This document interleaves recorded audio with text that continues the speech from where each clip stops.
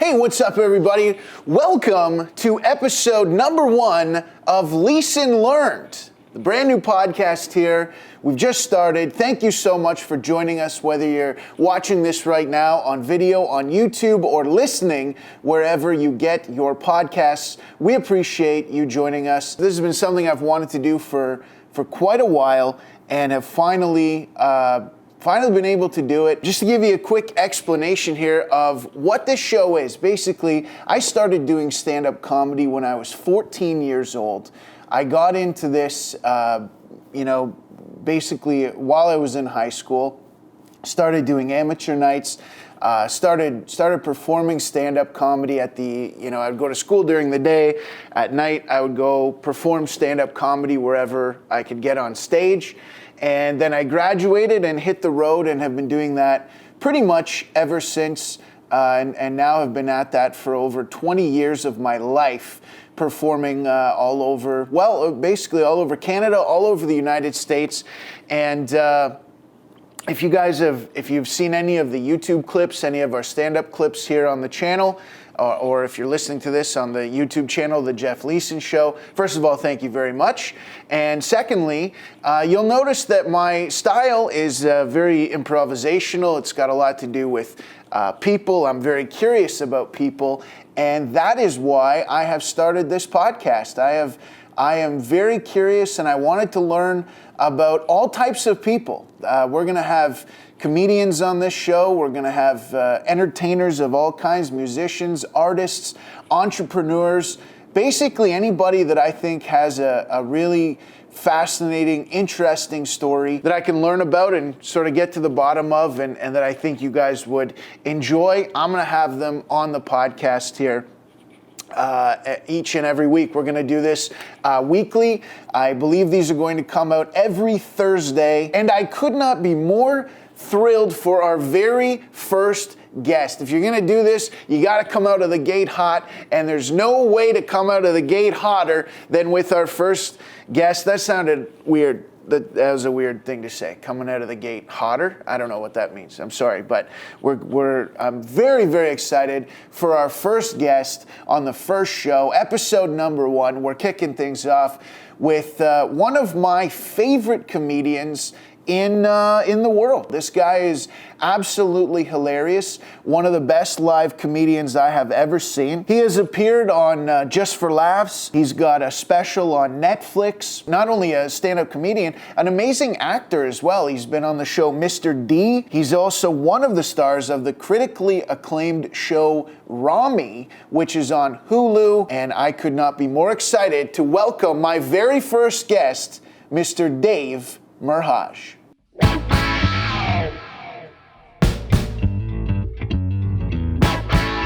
Sorry for being late. Oh, it's okay. It's okay. I normally wouldn't wait for someone that long, but a man of your stature, you know? Dude, I felt so bad. I was like, man, I felt it's bad. Okay. I apologize. You know, I don't know why I thought this, but I for some reason earlier today as we were driving in, I thought Dave's going to be late. Like really early. I don't know why. It was tight, man. It's like, I thought about it too. I was like, oh man, I should have like coordinated this a lot better. It was a late train too. Like it wasn't early. I could have taken a 9 a.m. one. Sure. Well, why would you do that? You don't want to get up at no, I thought you got to be up at like 7:30, I think, to get a 9. Yeah. Right? Well, I thought I was going to be drinking for some odd reason on Friday night in my hometown. Right. I didn't. I just had like a McFlurry and I watched a Netflix movie. By yourself? Well, I hung out with my family, and then everyone kind of went to bed, and then I went downstairs and I watched it. Nice.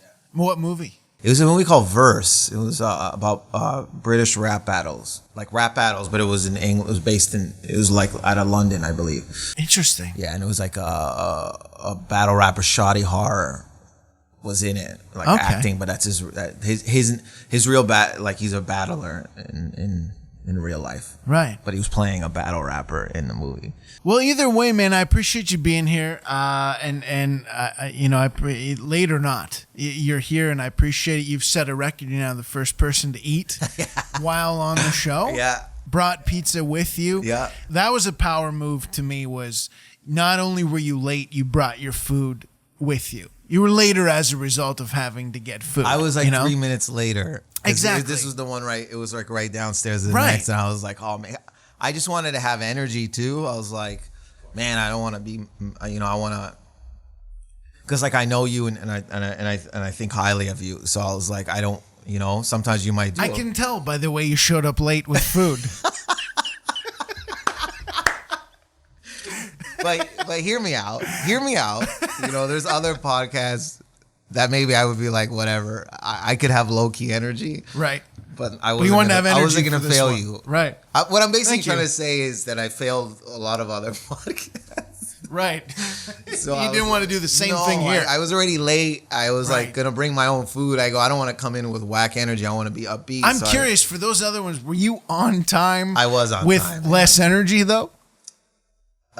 Is that what probably, happened? yeah. You showed up on time and But I was like like, low yeah, energy. low So this energy one and you stuff. thought I'll go in late, high energy. Well, this one I thought like I thought in my head I go, yo, I'll get off at 6. I'll get into the city at 6. I just thought everything was gonna go faster. Right. And then where I had to drop off my stuff was Keelan Bloor. It's nowhere near here. Right. Like it's like completely on the other opposite side of town and north. Right. So as I got off, now it's like 6:16. I'm not even off the Via, and the Via Rail train didn't even stop anywhere close to this station.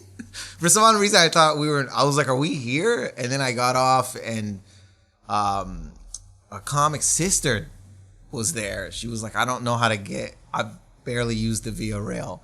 I don't even know where my train is. She was just like looked lost, so I helped her out. Oh, that's nice. And then I jumped on the Up Express, which I love. And Yeah. And then it was just like I was like, yo, I gotta tell this guy that there's no way I'm making this time of 7. Sure. It was no way. I appreciate that. You were very you messaged earlier and said, hey, I'm not going to be there. I'm going to be late. And I appreciate that. That's better than just showing up late. No, I you know just what I mean? knew. No. And then I was like pissed of myself. I was like, man, I should have either come in. I should have done this on another day because I'm disrespecting him right now because Not it's just at all. like not. What was I thinking? Even on the train ride, I was like, this is the time is too like close to it, but. It's we're okay, here. man. Either way, I appreciate you being here. No matter what, I appreciate you being here. And it's really I'm super happy for you. First of all, appreciate because that. you got Thank a lot going on. We've known each other. We've known each other a long time. And I always like to tell people the first time I ever saw you was you were doing a guest spot in London. I had heard about this guy named Dave Merheje. I had heard from everybody, Mark DeBonis, Rob Bebenek, all the people from Toronto. This guy, Dave Merheje, he's unbelievable, Very nice. To the point, where you hear about somebody so much that you start getting angry about how much you hear about them, and you start getting like, well, how fucking good could this guy possibly be? You know what I mean? I've done that. Yeah. I've heard same thing. Yeah. And so I was at a random Yuck Yuck show. I see whoever was headlining or whatever, and all of a sudden out comes this guy I've heard about for months, Dave Merheje. I go, oh my God, I didn't even know you were on the show. I go, holy shit, here's the guy. You did, I'm going to say 5 to 7, right? Yeah, It was a guest spot. Lit the place on fire to the point where I had never seen comedy done. I'd never been a part of an audience where comedy was that good before and that electric, where it was like, what the fuck was that? And all of a sudden I start to get it. I start to go, oh, okay, this is what they're all talking about. This guy just came out here. These people were, I'm going to say actually that crowd was a little bit dull. They were a little bit low energy, and I don't think they were giving much to the host at that time. But when you came out, holy shit, what a blast of energy and like a lightning bolt. And it was crazy. And I remember thinking to myself, I had been doing comedy for a long time at that point, stand-up wise. Yeah. And I thought, I don't even feel like I'm doing comedy properly. Like whatever I'm doing, I'm not making crowds do this. Like they were, but you left the stage. The host comes out. The look on his face was just like, how the fuck? What do I even say about that? And brought up a poor sacrificial lamb the host left so fast that brought up like whoever the middle was, and the middle had no choice but to say something about you and be like, what, like, holy shit, right? Yeah. And that's how I met. Sorry, not even met. I don't even think I met you that night. I met you years later, but or like a year later in also in London. But holy shit, what like it was just like another level to me of comedy, where it was like, that's how you should be doing comedy. It changed a lot for me. I think. I appreciate that. And to be honest, I think, and I don't know if you know this, but I think changed a lot for the community of comedians in Toronto. I think a lot of people started doing a quote unquote Dave Merheje impression in a way. You'd hear, I not hear things, but like I had friends that would call me or be like, yo, this person is doing this, or maybe influenced per se. But I never really, I think it's dope because I personally was influenced by multiple comedians. Right. So I would probably catch myself up there anyways, even doing, I for sure was up there attempting to do a Richard Pryor. At first? Like just even now in sense of vulnerability, everything comes from that place of like, well, watching him, I was like, yo, this guy was so honest. Well, to me, it seemed like he was very honest up there. And I was like, how do I recreate that? How do I do that? So I don't think it's a bad thing. I think it's like, I was flattered anytime I heard it, I was very flattered. I was like, it's very dope. It's very inspiring. It's like awesome to work so hard, and then people are maybe either influenced by you and maybe emulating. I heard about that with Jason Rouse before I even moved to Toronto, or when I moved to Toronto, people were trying to be like him. So it was very it's inspiring. And at the time, I was just like, just put my head down and kept working. You know what I mean? I didn't ever wanted to buy into any of it, because I think you buy into it for what? There's like really no it's not going to do you any good, I think, at all. So I was just like constantly, how do I stay good, stay fresh, stay authentic, but also stay sharp? Right. Because there's always going to be like somebody coming in making noise. So that's what I did always notice about you was there was a lot of talk about you, but none of it came from you. You see a lot of people talk themselves up, good or bad, but there was a lot of people talking about you and very little from you. Even when I met you, it was like, I don't even think this guy has a clue what he's doing. Here. I honestly probably didn't. No, I still don't really. Whatever. It's very flattering, but at the time, for sure, I didn't. I was ignorant. I was just more addicted to being the best. Right. In the room, in the city, I was just addicted to that. I was addicted to being number one. I was like very in my head that way. And that's where I think the work came from. And I remember a long time ago, even before I moved to like Toronto, I was still in Windsor, Ontario. And I had me and my friend Jeffrey Ford, super funny guy. I just worked with him. He's so great and unique. We were at some club in Toledo. We were at Connections in Toledo, and we saw the headliner. And then we did guest spots. And then he was like, "Oh man, you guys are like, it's cool, man. You guys are being yourselves up there. It looks like you're being yourselves up there." And then I was like, "Oh, I was young. I didn't know." I was like, "Oh, I don't know, man. I don't even know what I'm doing up there." And then he was like, "Yeah, man, I'm just trying to find myself now. I've been doing it for like 15 years." And I was like, I thought that was very interesting. I was like, "Oh, I don't want to do that. That seems like a lot of work." And then I don't know how, I think he was so kind. He gave us his info, and I talked to him on the phone. I remember vividly, I was at my old, like where my parents, I was living at home at the time. And I remember being in the room, and I just went, "Hey man, I was naive, and also like I wanted answers to figure out this riddle as quickly as you can." I was like, what do I do, man?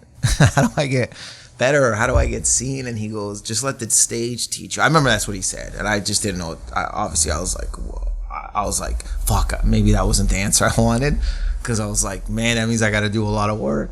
So then, let the stage teach you? Be your teacher, yeah. And then he was just like, go up. He goes, "I don't send tapes, man. He just said he smashes. And then clubs talk about him. That's how that's what he told me. I don't know if he was lying, but he's like, he's getting booked off of just not even sending tapes."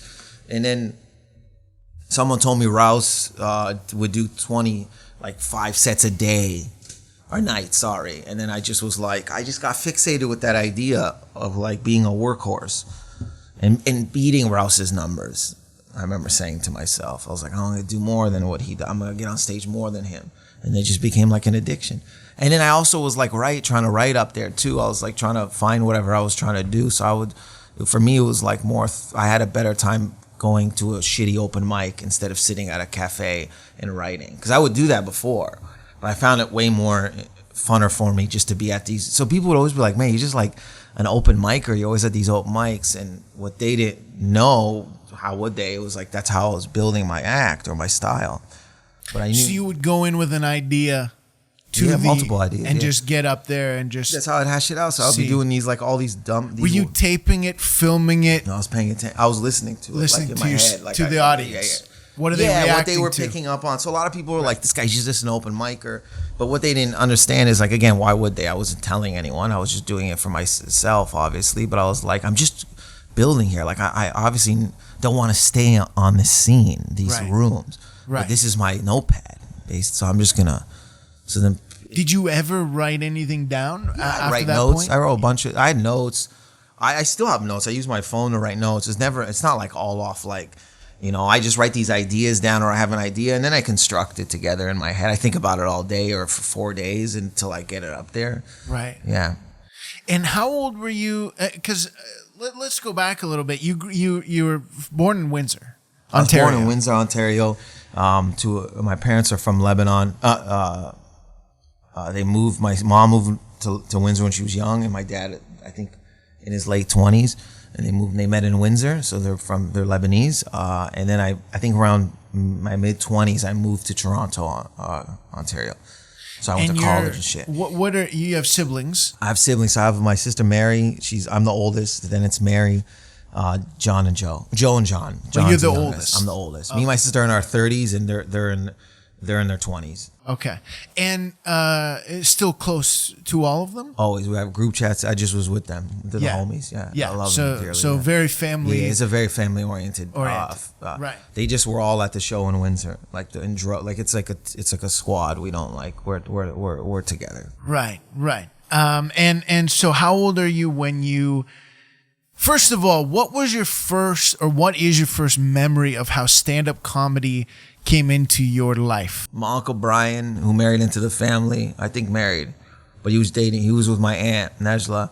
He told me about stand-up, and he would show me Andrew Dice Clay, Richard Pryor, Eddie Murphy.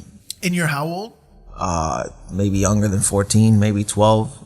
When you're a kid, little Dave, are you funny? Are you a funny kid? No, I wasn't a class clown. I remember I made my mom laugh by making fun of my aunt, and I thought that was cool. Right. Because it made her happy and she smiled. So then I don't remember being funny. I just remember doing. I remember I would do act outs with my sister and my cousin Danny.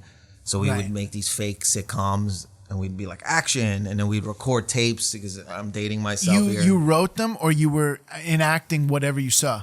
No, I guess we tried to write. We would do this thing where we'd be like, okay, here's the scene. You're this celebrity. I'm this celebrity. You're this celebrity. Let's talk. Action. And we would talk. And this is as a kid, like a child? Oh, yeah, a child. And then my uncle George, who I just saw, we played it to him and my aunts. And he was like, this is kind of bad. Like, not in a bad language, because we were doing Michael Jackson impressions or something. Right. He's like, we were filthy. And we kind of like got ourselves in trouble. We were just trying to be creative, I guess. And I don't know. My sister would do impressions at weddings. She'd do Steve Urkel. Your sister? Yeah. Would do Steve Urkel. And I was jealous of her.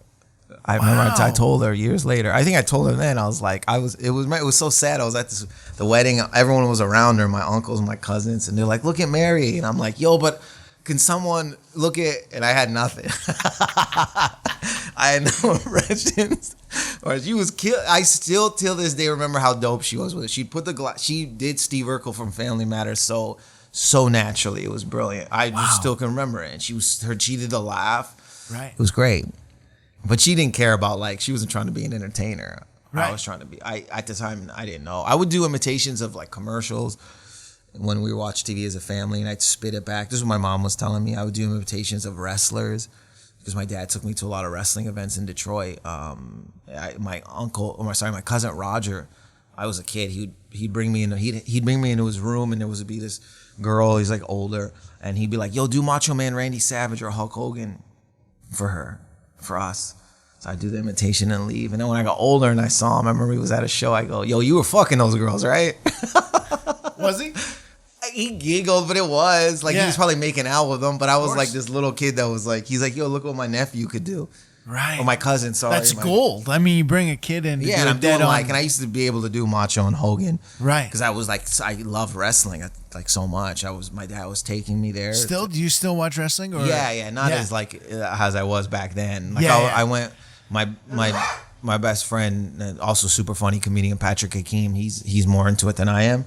But we went to WrestleMania in New Jersey and like NXT, Raw, and Smack in the Hall of Fame this past April. I love Patrick Hakeem. Patrick Hakeem, I've worked with a couple of times, but just his overall general vibe.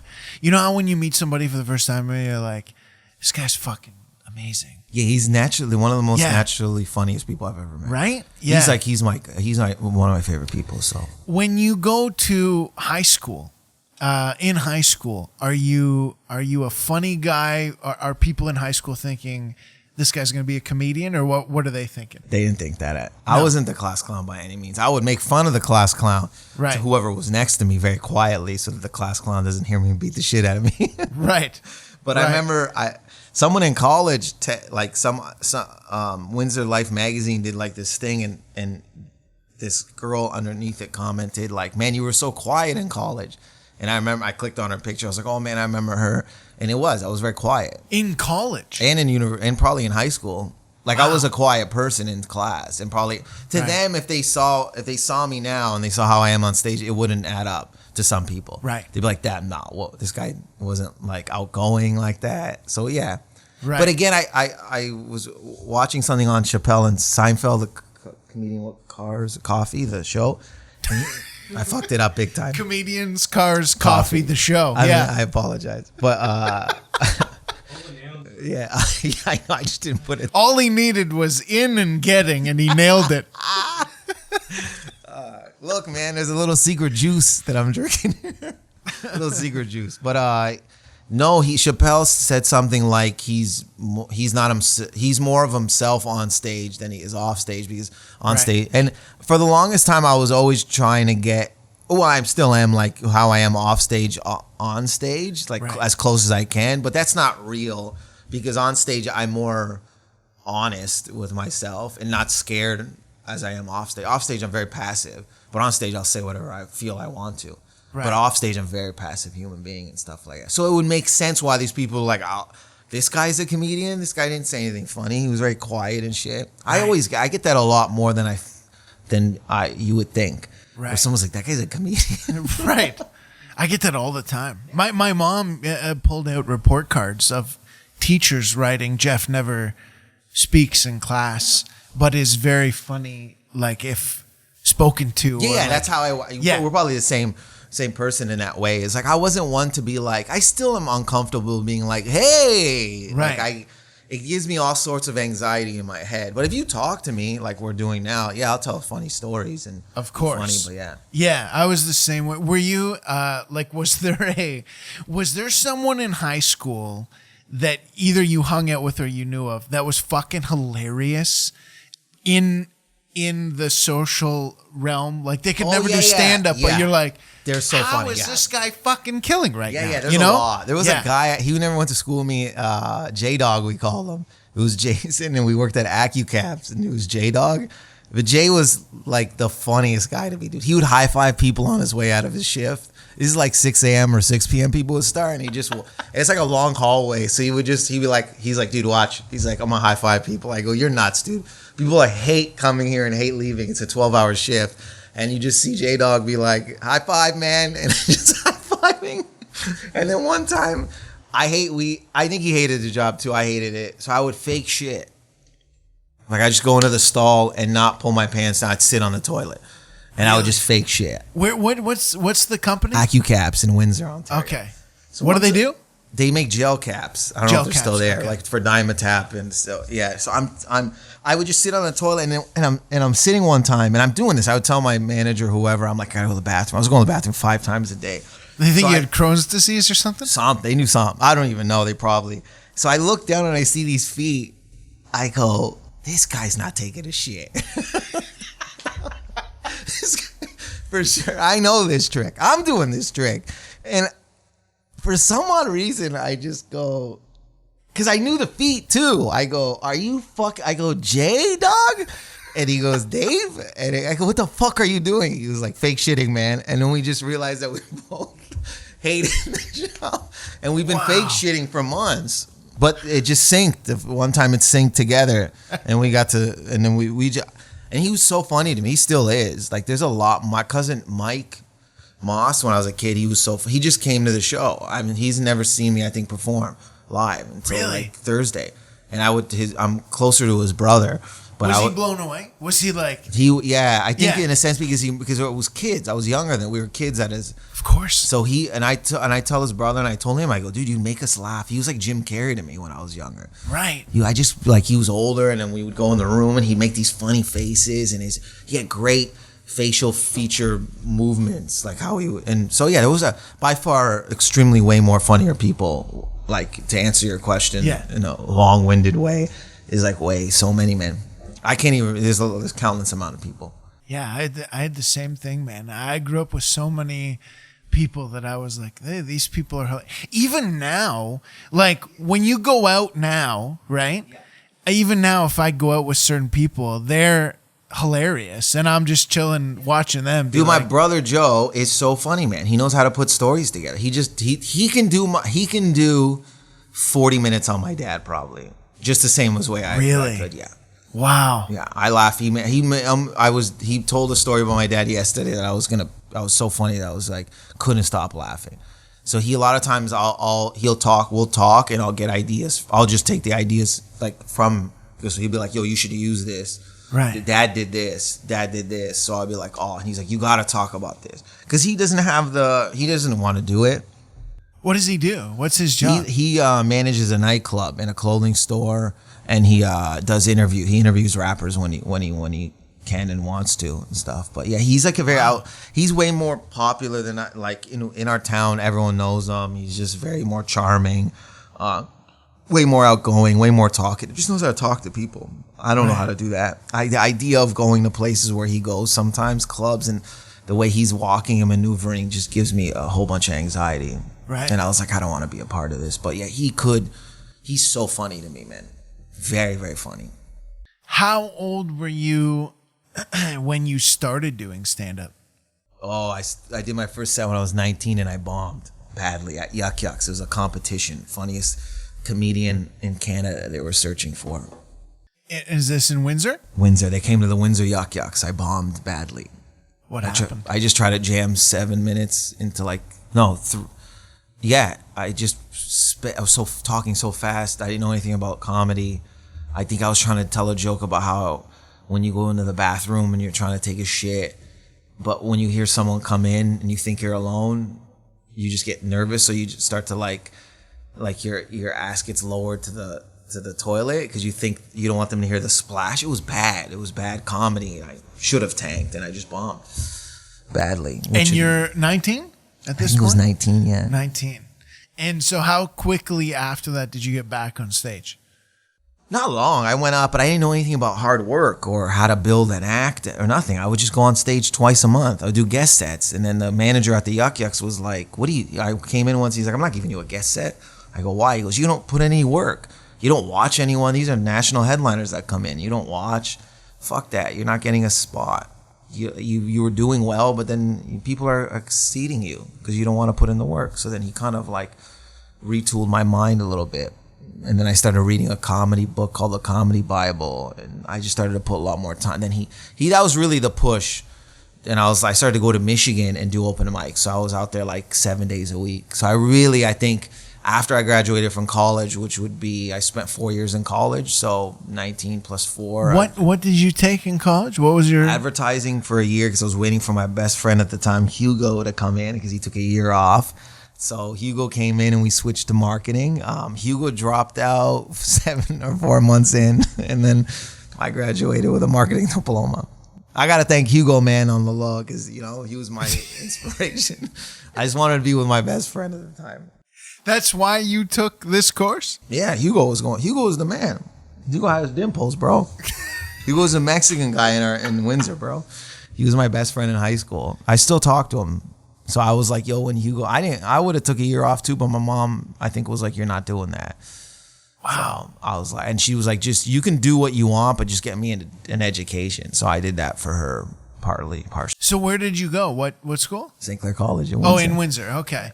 And so you have a diploma in advertising and marketing? No, I left advertising because Hugo was finally coming. Okay. And so you moved into... I went to tell him, I was like, I'm not doing this. And the teacher was like, I don't get it, man. You had good grades. Why are you leaving? I couldn't tell him I was leaving because my best friend, I think I did. But also advertising is a lot of work. So I wasn't going to use it. I didn't care. I knew I was going to do stand up. So then I was like, whatever. I don't want to put in the work to do this. Right. But I learned a lot of stuff there.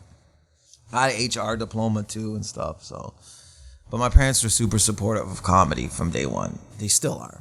So you started at 19, which is the start of college, basically? Yeah, I graduated high school at 18 because they used to do OAC back then. I don't know if they do it anymore. Yeah. No. So yeah. How old are you? I'm 38. I'll be 39 this month. Okay, so I'm 34. So I was the first group that canceled the extra year. So you're 18 graduating. You know you're going to do stand up. You're 19. From 14, I told my boy, I've always wanted to be an entertainer over comedy, over stand up. I just wanted to entertain. At 14, I told my best friend at the time, Rodi. Hugo? Hugo I met later on. Rodi was the first. I think Rodi was the second best friend. It was Jason Georgie, then it was Rodi. And I told Rodi I was going to do comedy. Right. At 14, and we both didn't know what the fuck. I didn't know what it was, but I had a kind of an idea. But day one, I wanted to be an entertainer. So you knew at 14, but it took 5 years to do. Yeah, I didn't know. I thought you had to be of legal age. I didn't know you can get a parent to bring you in. I would have done that. And I wrote all these like papers, and I had them in a garbage bag, like a plastic bag. And I told Hugo, because I met Hugo, and I was like, yo, I got these jokes, and I was like, I'm gonna show you at 19. You can read them. And I gave it to Hugo to read. He was like, I guess I don't know. I just trusted him so much. So I was like, yo, Hugo, tell me what these are. These are popping. I didn't say popping, but you get it. I was like, I want to know if these are lit. And then he was like, they're cool. Nice. We used to hang out at the 7-Eleven all the time. And we became friends with one of the managers. And I think we showed to her too. And she was like, this is all right. I can't remember what she said, actually. So you go to school. How old are you when you graduate? Oh, I must have been 19, 20, 21, 22, 20, 22 maybe? 23? Well, 19 I was in for advertising, and then I did 3 years of marketing after that. Of marketing. So you graduate with a diploma or a degree? Diploma, no. University of Windsor, you get a degree. Just St. Clair, you get a diploma. Diploma in marketing. And then you're 23. Yeah. And so where is that when you go to Toronto? No, I thought I was going to move to the U.S. because I was doing like open mics in Michigan, and I had no knowledge of what a green card, or I just thought you could just go to New York or L.A. Then I met Jason Rouse, super funny comedian, and I was chatting with him, and he was like, why don't you just go to Toronto? And then I remember I was going to visit because Yuck Yucks had a battle of the bands and comedy on a Sunday night at the Yuck Yucks, so like an up-and-comers thing. So the band that I was friends with moved to Toronto. They were already there. So I was going to visit them. And then Rouse was like, you want to go see my friend Russell Peters? This is when he was still doing Yuck Yucks. I was like, sure. And then he kind of like influenced me a bit to move to Toronto. It was Jason Rouse. And then I just moved to Toronto, like I think in my mid-20s. I worked a year at AccuCaps after college, stacked up like some bread, maybe like about $16,000 just to move. And then I moved, yeah. And then you moved to Toronto. I lived Dufferin and Bloor, and I was in Toronto for half a year. Then I moved to LA for 6 months. Really? Illegally, me and this guy James Uloff. We were roommates. I know that guy. You know James, yeah. So we were either He gonna. still lives there, doesn't he? He does, yeah. He stayed. I came back.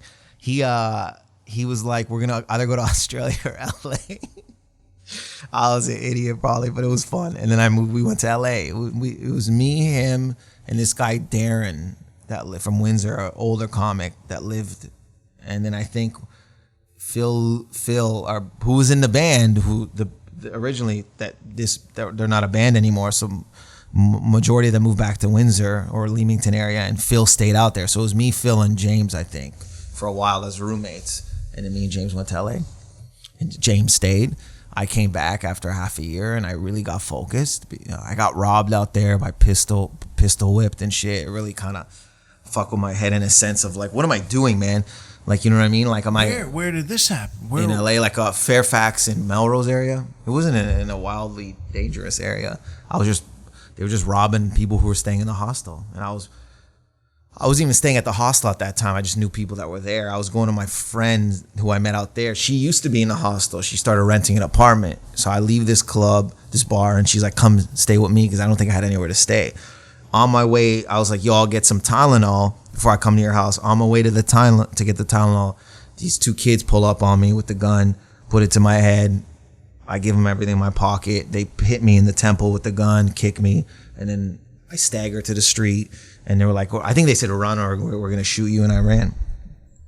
So wow. Then I went to her house. They took all my shit, so I had to cancel all my stuff. I just kind of in my head was like, what are you doing? Like, you know, just do it with the comedy you want to do. Before that, I was like playing around with the idea of set up punch. And also I wanted to not do set up punch. I was like, no, I want to speak how I would speak. So that really kind of like pushed me into like not bullshitting anymore and being like, what do you want to do? And I came back to Toronto. So obviously I couldn't live there. I didn't have any paperwork. And then I started to really hit. I'd like do 3-4 sets a night. Once you moved back here. Yeah, man.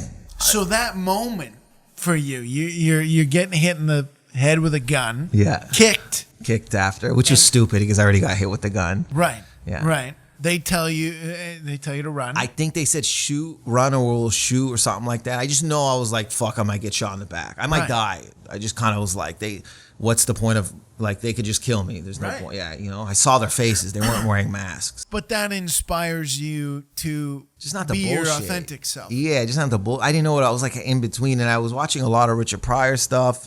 And I remember Whoopi Goldberg, I think or Jamie Foxx on this documentary style thing was like, he put everything on the table, on the stage. Like, I don't know. I was just really inspired by him. I enjoy. He was my favorite comedian. He still is.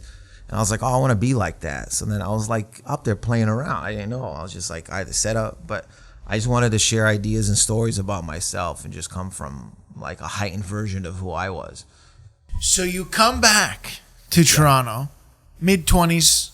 Probably, yeah. Right? Yeah, later 20s, yeah. You go, now you're really getting to work. Now it's like, I want to be myself. I want to talk like me. I don't want to do this bullshit anymore. And I assume that at that time, you've got to pick up another job, right? I was always working. Right. I haven't, it took me till 2010 in my on and off girlfriend and still friend till this day, Caroline, was the one that told me to quit. She's like, you're miserable. I worked at Indigo, the bookstore. I hated this job. I hated being there so much that at one point I leave on lunch break and I buy $100 jacket because I was so sad inside. I needed something. I was legit like going like, and then she was like, quit. I go, I can't quit. I don't have any finances. She's like, don't worry, it's gonna come. She was a believer and a dreamer. That's what I admired about her. I did, and then luckily I was doing well, all right. Nothing by any means crazy. I was just like, I wasn't miserable. And then I got paranoid. I was like, Caroline, I gotta get a job. She goes, no, just stick it out. And then I never had a job. That was like 2010. Wow. Yeah, 2011 around the time. I can't imagine you working a real job. I like just knowing you. I don't even know what'd you do at the bookstore. Oh, I was a cashier. And then I worked at a sightseeing company, the yellow buses that used to give people tours. I used to hand out maps and sell tickets at 4 locations. I worked, handed out for a the psychics. I'd go drop flyers. It lasted a day or two because it rained. I was like, I ain't doing this bullshit. I worked at a telemarketing job. All over, man. I did everything, bro. I worked at a Mill Street Brewery. Brewing, and the guy by like Friday he was training me, and I'm like, yo, by anyway, has these kegs ever fell on you? And he goes, oh yeah. Like he said, oh yeah, with such confidence. He goes, fucking a month ago, one busted my toe. And I just went, nope. In my head, I go, no. And I quit. So I lasted a week. I worked at Price Chopper, bro. You know, it was an old grocery store when I first moved here. I worked in the meat department. I told the guy, I go, if I ever cut my hand, I'm quitting. And he was this Italian guy. I think he was Italian or Portuguese, young guy. He goes, okay, bro, relax. He goes, look at my hand. I've cut myself. I go, look, I promise you, the day I cut my finger, I'm out of here. I think like a year and a half later, I cut my finger and I quit. I go, I told you, bro. And he goes, come on, you're really going to quit? I go, yeah. I told you when I got this job, I cut my finger, I'm done. And I quit.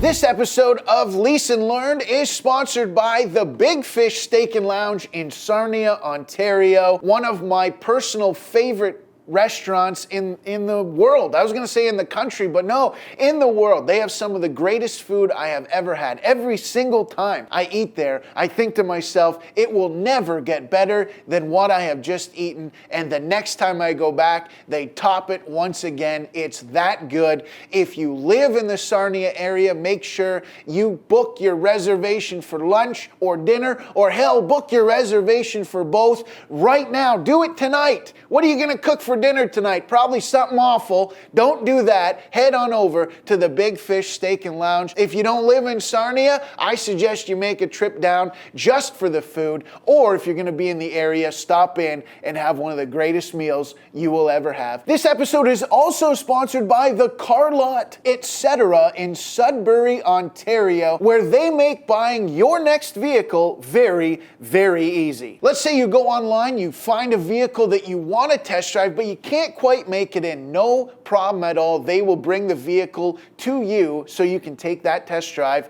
right from your own home. They do have the largest used truck inventory in the north. They also have the best selection of cars, SUVs, and vans. If you're like me and your credit is, let's say, not great, that's no problem. They do have options for everyone. You can also trade in your vehicle. They offer the best trade-in value in the north. So head on over to the website, thecarlot.ca, and book a test drive right now. This episode is also sponsored by MVP Properties. For all of your property management needs in southwestern Ontario and the GTA, big or small, these folks do it all. From helping you find great renters for an investment property to large-scale property management, MVP Properties is a complete solution property management provider based out of the Kitchener-Waterloo area.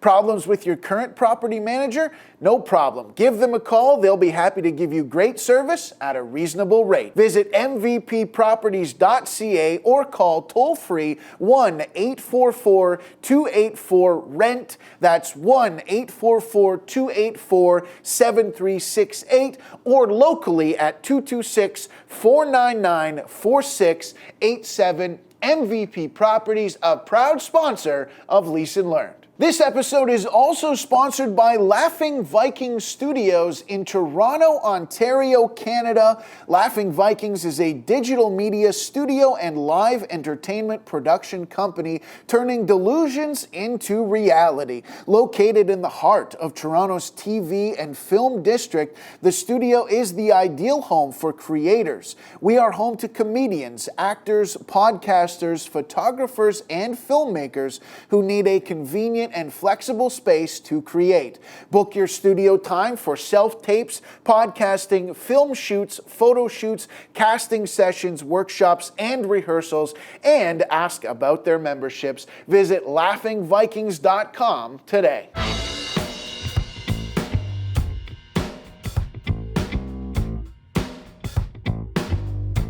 I don't know if we have that much time for this story. What story? There's like, so I'm working Price Chopper, and there's this comedy room in the gay area, a gay village, sorry, and it was popping. So it was, I don't even say it was popping. It was like the stages, you got to go up these circular stairs, and you're performing in a stairwell basically. And then, so one time we're just like performing. And it's like a half booked show, half open mic. Some guy, I go to this guy in the audience. I go, you look like the drummer from Sum 41. And then he goes, I am. And I go, shut the fuck up. I don't know why I got angry. I go, you're not. I finished my set, and I knew the bartender well, and he comes over, and he's with this badass chick. She's dope. He goes, hey, man, good job. I go, thanks, bro. He goes, but I am. I go, you're what? He goes, I'm the drummer from Sum 41. I go, I don't think so, man. And he pulls his shirt up, and it says like Sum 41. I go, whatever, bro. And I turn my back to him, and the bartender goes, Dave, I think it's him. I go, it can't be. She goes, it's him. So I turn, and he goes, what are you doing? You want to come party with us? I go, I can't, man. I work at Price Chopper. I got a 9 a.m. shift. And she's like nudging me. She goes, what the fuck are you doing? Go with this guy. Because he gave me this look of like, what? So I go, yeah, man. We get in the cab. I'm in the cab with this guy. It's Steve from Sum 41. So I'm like, I don't know what to say to him. I'm nervous. I start shitting on bands that are his friends by accident. Like, I'm like, I hate Good Charlotte. He goes, oh, they're good people, man. They're my friends. I go, and I trying to do like whack jokes. I go, how come every white band has one brown guy? And then he was like, I don't know, because they had a brown guy. So nothing was working, the jokes. He goes, yeah, we're going to this bar because the concert got canceled because the lead singer's throat. I go, oh. So we get to the door, and he's like, I'm from Sum 41. The bouncer goes, nah, sure, man. He wouldn't let him in. This is the first time I've ever seen someone do this move. He pulled out those Visa black card. And he goes like that, and the guy goes, okay, man. And he just let him in. Oh, nice. I never move. seen that. And I was like, oh, we get in there, and now Billy Talent's there. Like all the Sum 41 people that Billy Talent's there. I'm drinking the most I've ever drank. Anytime, my hand was never empty. Right. And I know I have to work at Price Chopper in the morning. I go, I am not from these people's lives. This guy was getting drunk too, Steve. And he kept telling all the band members and people, anyone he met, he goes, this guy's so funny, man. He's a fucking stand-up comedian, Dave. But I wasn't a full-time, and I had to tell him, I go, we're both getting drunk together. I go, hey, man, you can't tell. They don't know who I am. You're just leaving me with nothing. You're saying it, and they're staring at me like they don't know. He goes, nah, come on. And he's getting like drunk. He goes, I fucking get it though, man. I get the heckles. And I'm like, I don't know what's happening. Like he's getting like personal, and I don't know this guy that well. He goes, sometimes, man, when we're at Much Music and they're fucking chanting the lead singer. He knew his name. I can't remember his name. He goes, they're chanting his name. I just think, man, like, there's other people in the band, man. Like he's breaking down. I go, oh shit. And we're against the wall, so I'm like, oh man, this is weird. And it looks like, I don't know if he's gonna cry. Like I don't know if he wants a hug. I don't know what to do because I don't know this guy and I'm wasted. And I look dead center in his eye and I go, hey man, at least you're not pussy like Hoobastank. That's all I have. And I liked Hoobastank. I don't know why I threw them under the bus. But again, I had to work at Price Chopper. So I go, I gotta Did he get laugh at the Hoobastank thing? I can't even remember. He was so drunk, bro. We were both drunk. Bro, I had to get out of there. I was afraid. Right. I go, I can't puke in front of these people. I go, this is what I'm gonna do. I'm gonna piss and I'm gonna fucking get the fuck out of here and say bye to nobody. So I'm peeing and I shit you not, I hear a bang. The door opens and he goes, woo! He goes, I thought you left. You didn't leave. And with the way I'm peeing, like I turn, I'm terrified because I don't know who it is. And I turn, dick in my hand, and I see it's Steve. And then his girlfriend, they're like, you're not leaving, man. You're not leaving. And I'm like, oh my God, I want to go home. He goes, come out. Drinks on me. We're doing it. I swear, the door closes and I'm just stuck. It's like a movie. I'm stuck there. I go, I don't want to go out there. What the fuck am I going to do? I want to go home. I work at Price Chopper. I swear to you, some guy fucking comes from the top of the stall, the shitter next to me, his head over it, and he goes, yo, was that Sum 41? And I wasn't even happy. I'm like, yeah, man, it's Steve. And I wanted out. It was like, but I went to work at Price Chopper the next day, 9 a.m. My roommate Phil at the time was like, you didn't get his number. I go, no. He goes, you're a fucking idiot. And I go, I just kept saying I got to work at Price Chopper. He goes, Price Chopper? Who gives a fuck? And then wow. Years later, 2012, I get a job at MTV Live, and they were auditioning them. They were auditioning Steve went in. Steve? Yeah, but they told me after. Wow, I thought it was cool because I was like, yo, we could have. I don't think he would have remembered, but I'm like, remember, I'm the guy that was scared in the bathroom. Wow, Yeah, that's crazy, man. That's really good. I started because we talked about jobs. I just remember Price. I just remember saying Price Chopper so many times. And you got there though. 9 a.m. You showed up for work. Price Chopper. Here I am. It happened back then a lot where, I remember doing the Panasonic Theater for most races show on Earth. And, bro, 2 shows, 700 people. And I was working at Indigo the next day at 9 a.m. Just wow. I was like 1,400 people, man, in one night. And how'd you even get to sleep? Did you even sleep? All that adrenaline? No. Bro, I remember Arthur Simeon, a very funny comic friend of mine, a comedian, he was like, he came in the next day to Indigo and he was like, yo, isn't that crazy, bro? I was like, yeah, man, I had a vest on.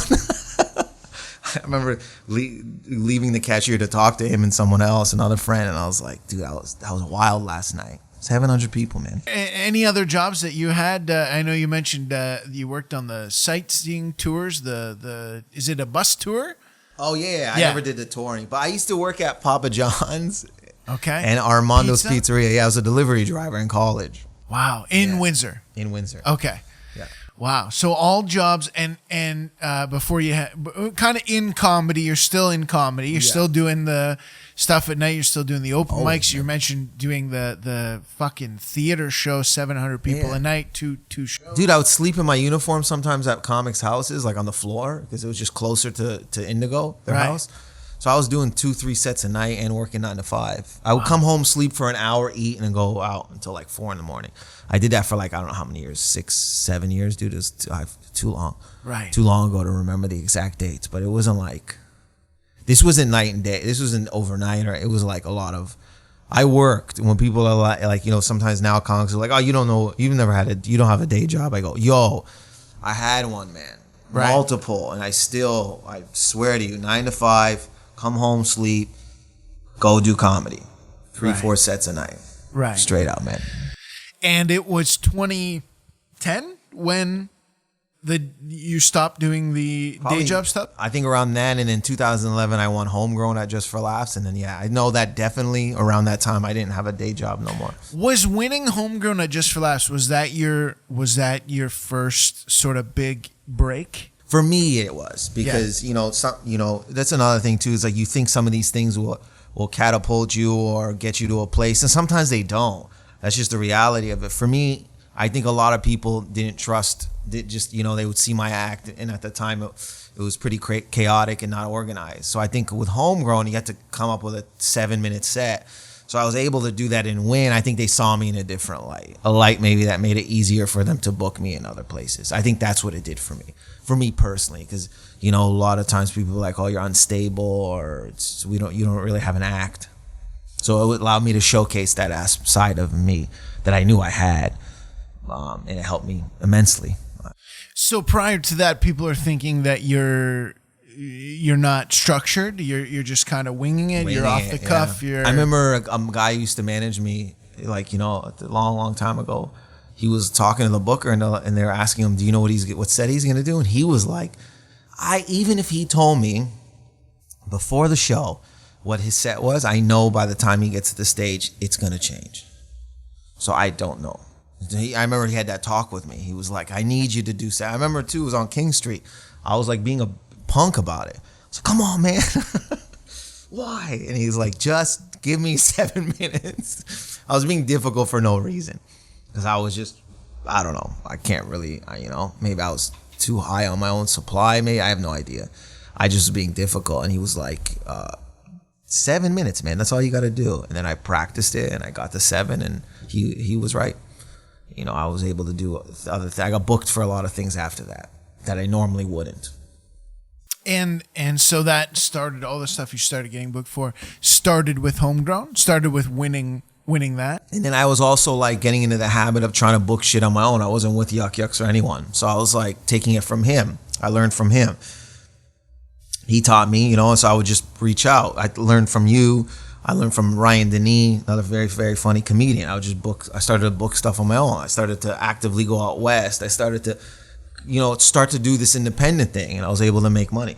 So a lot of it was like also me pushing, me constantly, I would do a thing where I would hit up bookers. I was very self-aware of trying to do that. Right. Spend once a week hitting up everyone. When at this time that you're doing this, like prior to Homegrown, I guess, and maybe immediately after, are you doing most of your stuff in Toronto, or is this the time when you're getting out on the road and doing more road stuff? A year before that, I started to go out west for the first time. I went out west for the first time. That was 2000. No, not for when I went out a longer period. I booked myself out there. Before that, I would visit Edmonton because Caroline, my on and off girlfriend at the time, her parents are from there and she's from there, or like her mom and sister lived out there. So she's from there, not originally, but so I would go out there and I saw how much they can make money out there. And then in 2010, I went out and middled for a bunch of comics, and I went on the road for 3 weeks. And are you doing clubs at this time, or are you in the bars? I was doing the Laugh Shop, not the Laugh Shop. Sorry, the funny. What's the agency out there? Callback. They had a run out there. They were not Yuck Yucks. They were like. And then I met a guy named Chris LaBelle. He still does comedy, and he's like a promoter as well. And I owe him a lot too, because he booked me a bunch, and he put money in my pocket before a lot of people put money in my pocket. So I owe him his dues on that. So yeah. So I just connected with every independent booker I could find. Right. And then just started hitting the road as much as you can. Yeah. You know how it is. Yeah. Oh yeah. I know that road game all too well. I was with you out there too. You booked me. So it was so many years, man. So it's like, I just constantly was just kind of with that fear played into it too. So I was like constantly I had to book for I was never with a Yuck Yucks. So I never really had a booker send me out for stuff. So even when I got an agent, I would still book myself and forget I had an agent. And he'd be like, yo, dude, you can't. He thought I was making money on he thought I was cheating him out of money. And they were like, what are you doing? What do you mean you book? I still do it now. I go and book myself. And they think I'm cheating them, but it's just like that habit that's still there. Right. It's always still there, man. In comedy especially, and I'm sure in music it's the same thing, but you can't rely on that. No, I don't even wait on my agents that much, dude. I'm on that too. I'm like, yo, book me. I do pop-up shows. I just try to, I don't even wait on them. You can't. They got other clients.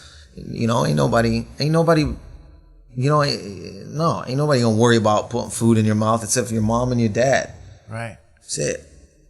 Like to a level of like insanity, it would be those two people, I feel.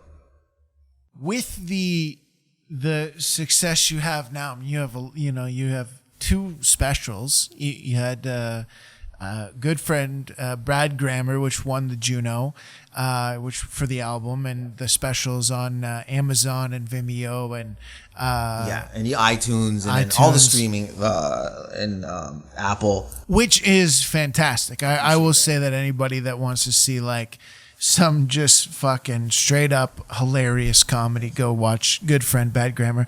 Not long after that, you taped another one for Netflix. It was the Comedians of the World. That was like, again, we're all grateful for all these opportunities and stuff. That happened last July 28th. They filmed it in Montreal at the Just for Laughs at Club Soda. So they went around, and I think there was something over 35 specials were shot. So they went around different countries and picked like 4 comics, I think, per that country. Right. So I was one of the 4 of the Canadian English speakings. There was a French. And it was great, man. And I had already had an idea of what the next... I was going to do something on my own anyways after that again, of like talking about like my dad and ethnic people dealing with anxiety and therapy. Like me not, feeling comfortable getting a therapist and how it involved my family. So I was already trying to put that together, and then that opportunity came up, which we were all very, very grateful and ecstatic for. So I was able to build that. So I had like a skeleton. And did that What was the timeline, dude, between filming and taping Good Friend, Bad Grammar, and what's the other one called on Netflix? Oh, Beautifully Manic. Beautifully Manic, right. What was the timeline between the filmings of those two? 2016, we filmed Good Friend, Bad Grammar. May something. I can't remember the date. In the 30th, I think. Don't quote me on that. 2 shows at the Drake. Okay. We filmed it and we were going to pitch it. We got the requirements you need for like Netflix, like camera-wise and all that. We were going to pitch it and we were going to try to sell it to streaming companies or whoever. So it took about 1.5 years to edit how I wanted it or how we wanted it to. And then from there, we started to pitch. We got like some leads, but then we decided to go on and put it on our own. We got rejections, obviously, but I was like, I don't want to wait anymore. It's been already like almost 2 years. Let's put it out. So around 2016 was when we officially filmed it. And then 2018 is when I filmed Beautifully Manic. So 2 years between the two. And did you notice, or have you noticed in the time that you've got the Netflix one and the Juno now, has it become easier for booking for you? Have those credits gotten you places, or is it still like very difficult to get in? It's still work, but it's like when you say he's done a Netflix special or Juno, people are like, oh, it's easier to talk to a booker. It's easier probably to get in the door. Right. Do you know what I'm saying? Like, hey, my client has done these 2 things. Oh yeah, I'll talk to him. Right. So it helps you that 100% for sure from what my agent tells me. It's easier to get emails back. Right. But like as it exponentially, like it's still, you got to work, man. You still got to work. Are you headlining now clubs throughout the U.S. as a result? We've tried. We started, I think, a little bit late, but like 4 months ago, we started sending out stuff to clubs. So hopefully. And is the response? There's been some response, but it's like a lot of it is like they probably already have their bookings and stuff. Right. I was able to get like maybe like door deals and like at clubs in Canada now, and just like a better deals and better situations, of course, but because of the Juno and Netflix, that's 100% for sure. Are you noticing a difference in your ticket sales now? A little bit. Independently, when people know you personally are there, are the ticket sales going up? A little bit, yeah. Mr. D helped too. Rami in the States helps. Every single amount of it helps and stuff. And Rami is interesting. That's on Hulu. Yes, right. All the 10 episodes came out in April, so April 19th. They're gonna film season 2, so you can get all in Canada. I think and everywhere else. I think if you have iTunes, you can buy it on iTunes now. In Canada, and just I think anywhere like if you don't have Hulu, you can go on iTunes. It's called Rami, Ramy, and there's 10 episodes. And on the show, you play. First of all, before we get into that show, on Mr. D, you play a teacher? I play an economics teacher, and I did study economics in college. Okay. So but I still went back and taught myself when I had to do this role. There was a scene where I had to do something with economics, and I was like, I gotta go back. So I play economics teacher. Last 2 seasons, 7 and 8, and all 8 seasons are available on Netflix in Canada, so you can see them all. So I joined as like a guest. I don't know if they call it a guest starring or something. Right. But I was like one of the new teachers, an economics teacher. And are these things you had to audition for? Well, Jerry saw me do stand up, and then I opened for him in Windsor at the hockey arena. Yeah. And then he was like, "Yeah, I'm thinking I have a role for you. You just could be yourself." And then I did a self tape. But yeah, he was like, he had talked to me about it before. Right. Yeah. Right. So he was like, just do you, man. So it was very helpful. I got to wear a hat. Which I think is, if you're going to cast Dave Merheje, you let Dave Merheje do Dave Merheje. Yeah, to some extent, right? Like sometimes you're correct. We talked about this too in the car driving back from one of the gigs we were together. Yeah, he allowed me. He was like, to the point where he was like, you wear a hat on stage, do you? I go, yeah. And then I just heard him talk to the other people, and he goes, he wears a hat on stage. So they got me. I was wearing a beanie, a toque, as a teacher. It was brilliant. So he was always like, yeah, man, just do you. But again, I was an eager teacher, because that was based off a real person I think he knew, who was still on board and excited about teaching. But I also was playing myself, but there was another element to it. So I wasn't completely myself, because I was like this goofy, like, I really want to teach kind of thing. And then with Rami, it's the same thing. I play a devout Muslim. I'm like a Christian Lebanese guy, but in the show I play someone who's very into their faith. I don't smoke, I don't drink, and I'm married. So, and I'm none of those things. Now, I'm not married, I smoke, and I drink. Right. And I've done 2 of those now. Right. So in Ram, what do you say it properly? Rami, yeah. Rami? Okay. So people say Rami, but it's Rami. It's Rami. Oh, yeah. And it's the star of the show is Rami. Rami Youssef. His HBO special just is out now too. I was there at the taping of it in Chicago. Which is incredible. Which yeah, is it's like really good, man. Really beautifully shot. Beautifully shot. It's like A24. artistic comedy special. It's dude. really amazing. If you have, check it out if you have HBO, and if you can find it another way, do that. So, but yeah, this is like loosely like it's it's not to his life, like it's not, everything's not factual, right? But it's like, yeah, he's like a millennial, I guess, trying to follow the faith, but he's like, right. And you don't have to be like Muslim, Arab Muslim to 100% like relate to it. It's really, I feel, about family, relationships, and it just shows faith in a good light. I'm curious to know, because you're a very successful guy. You've done almost everything there is to do, I would say, in stand up, as far as like getting the festivals and getting the specials and stuff like that, being on a hit show, a couple of hit shows now, with Mr. D and Rami. I'm curious to know, was there anything you auditioned for that you did not get that people would know, or is there, or maybe even if they don't know, is there anything you didn't get that you thought, I should have got that, or I wish I got that? I to be honest with you, I didn't really audition. My agents would always tell me, you have to audition for commercials to start off, and I hated that shit. I still get so much anxiety. Right. If you tell me I have to go do a commercial audition.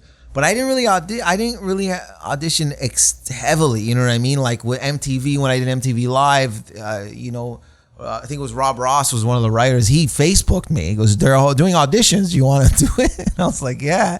And I had to go back and watch the show. Mr. D, before that was my first sitcom. Never been on a sitcom. That was crazy. They taught me a lot. So I'm trying to think. There's stuff that I would go for. I was like, "Oh, that would be really dope." But I don't know if anyone would like know what it was. Right. You know what I'm saying? Like, yeah. I'm trying to, like, there was one where it was like, it wasn't even, not that I wanted to get it to do it, but I was so geeked. I memorized it, and I was like, fuck, man. I was like playing some kind of like drug dealer, rocker guy who sells like prescription pills out of his trunk, right? But I was geeked. I memorized it. I felt so confident in the self when you did the audition. But I didn't get it, obviously. But it's not that I wanted to be in it per se. I felt I prepared. so right. I felt warranted. Right. Oh, come on, man. Well, like sometimes, spend a whole day on this. Yeah. What the fuck, guy? Come on. Give me something here. There was one thing I just did a self-tape for where the guy is supposed to hit my face off a counter. But in my head the whole time, I practiced, I memorized, I did my best. But I go, there's no way they're picking me because I got glasses. And that was like my write-off already. I was like going to call my agent and be like, are you guys out of your fucking mind? I got glasses. They smashed the guy on the counter. Are we amateurs here? Smashing a guy with glasses? Come on. No, and I was like, this is not for me. So there was like been stuff like that where I always laugh. I go, I don't have long hair. Like he grabbed his long hair. I go, I'm bald. Right. There was one where, and agents are trying. I'm not shitting on my agents, but there was one time they hit me up and she's like, this role's perfect for you. I go, yeah. She's like, yeah. Lebanese, you're Lebanese. And then I read the scene and it's East Indian. And do you know who got the role? Ali Hassan. Ali Hassan's a very funny comic, but we're boys. So I'm at this audition, and then Ali, I'm upstairs and I could see he enters, and I go, Ali? And then he looks up. He's geeked. I go, what are you here for? And he goes, this guy. I go, oh, fuck. I go, are you doing the accent or not? And then I don't know what he said. And he goes, what are you gonna do? I go, I don't know, man. I feel cheap doing an accent.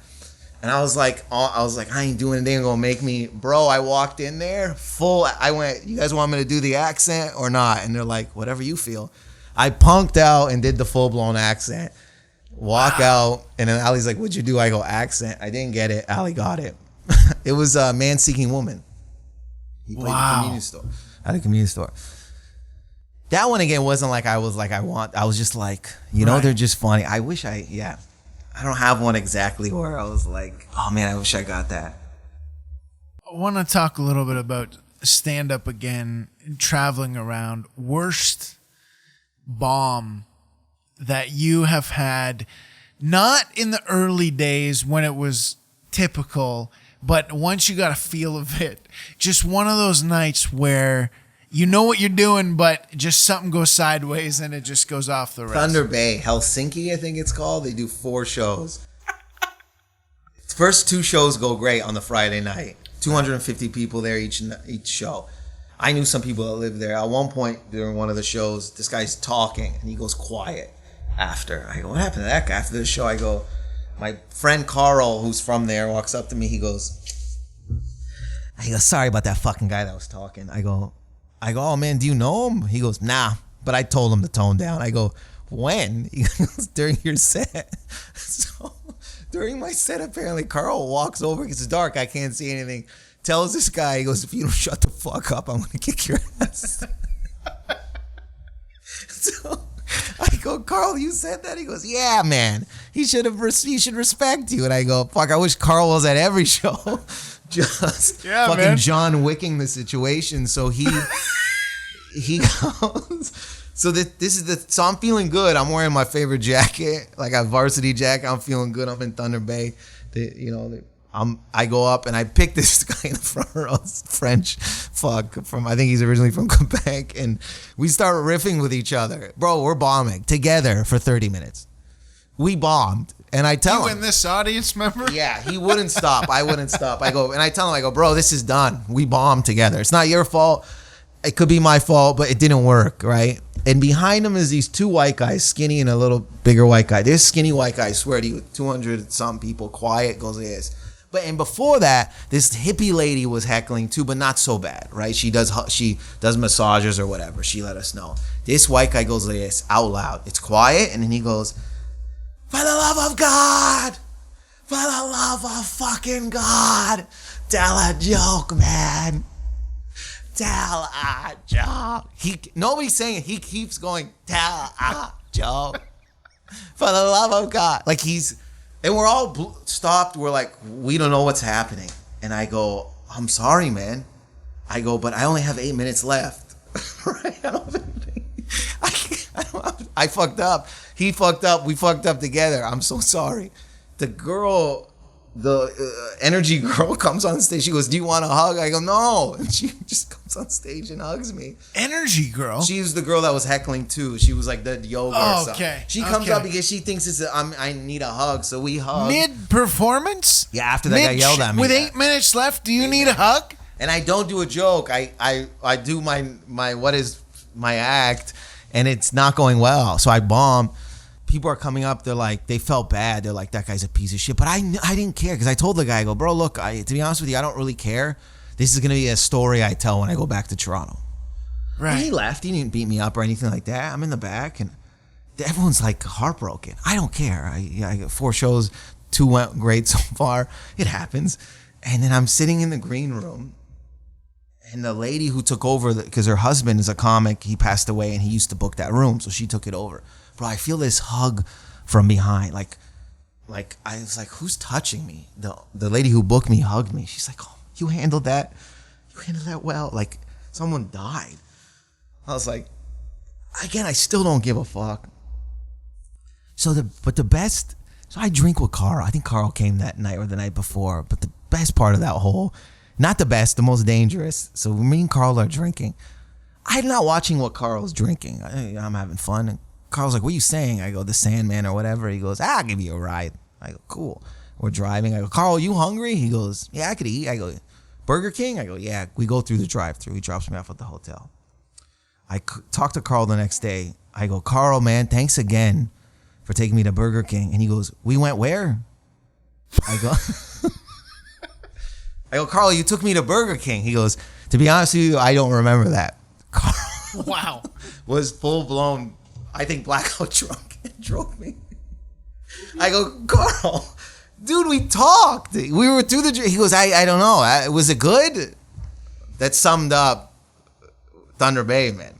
But that was like probably the worst. Not the worst in like I felt like shit after, but probably the funniest heckle I've ever been a part of. Like if you heard, he almost for the love of God, please tell. And he was absolutely right. There was no joke for 30 minutes, and he had enough. He watched me and the Quebec guy play, and he's like, I don't like this anymore. Were other people laughing at you and the Quebec guy, or was it barely? Nobody. Barely. Nothing. I was struggling, dude. Right. That's why I wasn't mad. I go, he's right. Right. There was no joke. If my act isn't going well, there's no jokes. There's a court case to go that this is not comedy. I understand that. If there is no laughs during my set, you're like, what is this guy yelling at us for? I don't know where the setup punch is. His hands are moving here. He's screaming and he's doing his dad's accent. I don't know what's happening. So if you take away the laughs, yeah, that man was correct. Where are the jokes? Really a pleasure, man. Man, legit, I'm telling you, people say it on podcasts. I for sure had a great time. Thank you, man. It's easy to talk to. Great interviewer. Great time. Thank you for being here, man. I really appreciate that. I also want to congratulate you on all the success, man. No, I don't think I've seen anybody in comedy that deserves it more. That's put in more work. Where you look at it and you know how sometimes you see somebody in life, not even in comedy, just in life, they're starting to succeed, and you're like, that person, whatever. But you know what I mean. Yeah. But with you, it really is. You have left a pattern of work and the effect you've had on other comics, and the fact that they're taking after you in their approach to stand up is really a true testament to what you've done, and you truly you deserve everything that you've gotten and everything that you will continue to get, for sure. I do want to say quickly, I'm very grateful for it, and and I know it sounds maybe hokey to say that, but I do enjoy it. You know what I'm saying? And I understand that. The times like this don't always happen, and times like this don't always last long. So I learned to be more grateful in that moment, and then just if you're always working, man. Yeah. That's all. I wanted to make that clear that I'm very grateful. Because it doesn't happen. It's very hard business, so I'm very, very grateful. It's very, very difficult and it very hard. And I think a lot of people get into it for different reasons. And some people get into it with these sort of delusions of things that are going to happen and all that kind of stuff. But I think for anyone that young comics that ask me stuff, they ask me questions or whatever, I end up talking about you a lot because I say, if you take the Dave Merheje approach, go out there every night, do all of the shows, put the time into the work that you're supposed to do, things will happen. And I think that's a lot of people don't understand that. I think a lot of people could look at you personally or anybody, but and go, oh, well, that guy got lucky or whatever. No, there's exactly. There's like a little bit of luck, but it's all like, man, I worked hard, and there's a lot of people too that I look at that worked hard, and that's it, man. If you put in, and nothing's promised to you, and I learned that, took me a long time to learn, but I always now try to have fun, because again, it's a tough business, as you know, and so I'm grateful, but I try to have fun in these moments. Yeah, man. Because you never know. Honestly, if you ever get a chance to go see Dave Merheje live, trust me, go and see this fucking guy live. He's hilarious. Dave Merheje, thank you so much. See Jeff live too. Great with the crowd. You've seen the videos, so if you have a chance. You know what he's putting in that work. I respect that a lot too. Because another thing too is social media, like how you're doing is like how it's done now. So it's like the videos, the content is beautiful, man. That's one thing when I look at you do that, I was like, I got to do more of that. I got to put more content out. It's beautiful. Keep doing what you're doing, and I'm proud of you as well. Thanks, man. Because you've been pushing, and then you could see the numbers, and you're doing it on your own, which is like you're building your own lane. And again, that's very important. You're not waiting for phone calls. You are building your own fan base, and watch, you're just touring and getting sponsors, just doing shit that we as comics don't think to do, especially Canadians. You're doing it like way better, and that's how it should be. So just if you're doing it, proud of you, and check out Jeff as well.